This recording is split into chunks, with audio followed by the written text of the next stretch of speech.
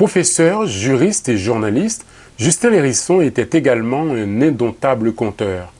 Il a contribué à faire rentrer dans la littérature les contes populaires haïtiens connus sous le nom de l'audience, un art oratoire traditionnel, sorte de récit burlesque fait par un conteur, un audienceur à un auditoire.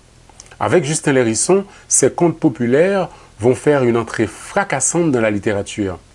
Découvrons tout de suite la vie et l'œuvre de Justin Lérisson. Avocat, professeur au lycée Pétion, Justin Lérisson s'illustre en tant que journaliste en fondant la revue La Jeune Haïti avec quelques camarades de classe comme Simon Pradel, Mirabeau Driss ou Winsor Bellegarde, rencontrés sur les bancs de l'école alors qu'il n'était qu'un gamin. Né en 1873, le jeune Justin n'avait que 14 ans quand il commence à rédiger ses premiers vers. Homme de lettres, Justin Lérisson est l'auteur de manuels d'histoire d'Haïti et de 2 recueils, Les Chants de l'Aurore et Passe-temps, tous 2 parus en 1893.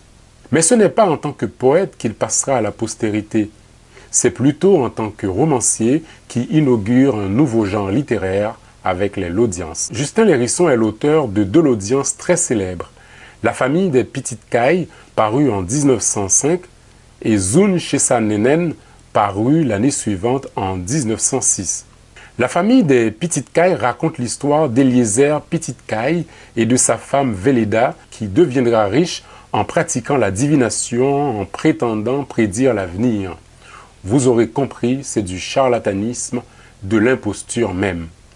N'empêche, mais elle fait quand même fortune. Le couple Eliezer et Véleda s'installent dans une villa à Turgeau et envoie ses enfants faire des études en France. Entre-temps, Eliezer a une envie subite de pouvoir et veut se faire élire député. Il s'allie à un escroc qui organise sa campagne électorale. Celui-ci le dépouille, l'aventure tourne court et s'achève par l'arrestation et la mort d'Eliezer. Les enfants du couple, Étienne et Lucille, rentrent au pays, partagent l'héritage familial.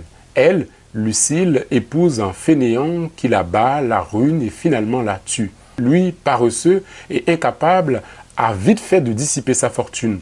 À présent, il traîne dans les quartiers pauvres tout en refusant de travailler. Si le désir de Lérisson n'est manifestement pas de résoudre les problèmes sociaux, il s'en dégage quand même dans ce récit un vieux fond moralisateur, parfois détestable, du genre la bonne vie, le bon chemin, c'est l'harmonie familiale, le travail et la réussite sociale. Si la majorité des gens trouvent leur compte dans ces credos pompeux, ceux qui n'en veulent pas et qui veulent tout simplement rester à la marge doivent pouvoir le faire sans être continuellement poussés à rentrer dans le rang. Bref, fermons cette parenthèse. Dans le récit de la famille de Petite Caille de Lérisson, le couple que forment Eliezer et Véleda est l'image du parvenu qui n'a rien perdu de sa trivialité.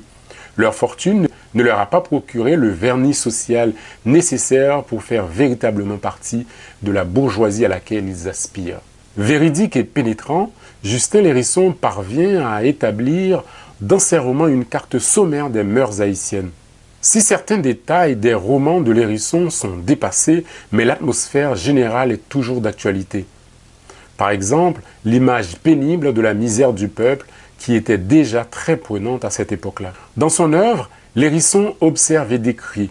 Il n'intervient que pour introduire la punition après la faute, au nom d'une morale parfois simpliste et souvent expéditive. Eliezer Petite Caille sera puni de mort pour avoir ignoré les dessous de la politique. Lucille sera ruinée et tuée pour avoir épousé un fainéant. Étienne perdra sa fortune pour avoir foulé aux pieds les conventions sociales. Au-delà de l'aspect humoristique des romans de Lérisson, il y a également chez lui cette volonté de mettre à nu la société. En négligeant volontairement l'imagination créatrice, son ambition affichée est de faire vrai, selon la formule de Frédéric Marcelin, c'est-à-dire de se borner uniquement à un effort de transposition. L'auteur affirme lui-même dans sa préface qu'il présente ces personnages tels qu'ils ont été, sans rien changer à leur caractère, à leur attitude, à leur langage. Alors faut-il croire que les Petites Cailles ont réellement existé et que la déchéance de cette famille était un fait divers de l'époque. D'après certains historiens, Justin Lérisson tient son histoire d'un audienceur célèbre de l'époque, du nom de Gaulimet, très apprécié de son public. Gaulimet a fait la connaissance d'Étienne Petitcaille qui traînait dans les rues des quartiers populaires. Celui-ci avait auparavant connu la richesse et aujourd'hui il est devenu pauvre, rasé comme on dirait en créole. Et c'est ce Gaulimet qui aurait raconté cette histoire à l'écrivain Justin Lérisson qui, lui, l'a retranscrit. Le principal mérite de l'auteur de la famille Petitcaille est justement celui d'avoir peint des tableaux à la fois vivants et réalistes de la vie quotidienne haïtienne. Rappelons enfin que Justin Lérisson est l'immortel auteur de la Dessalinienne, l'hymne national d'Haïti. Il est mort à seulement 37 ans en 1907. Pour en savoir plus sur Justin Lérisson, je vous conseille de lire Justin Lérisson lui-même. Mieux vaut lire un auteur que ses commentateurs. Et enfin, je vous invite à découvrir ou à redécouvrir le mordant et l'ironie du plus célèbre des l'audienceurs haïtiens, le grand Maurice Sixto, sur le site haitiinter.com.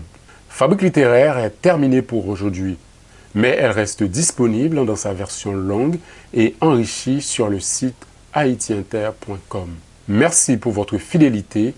À bientôt pour une nouvelle Fabrique littéraire. Au revoir.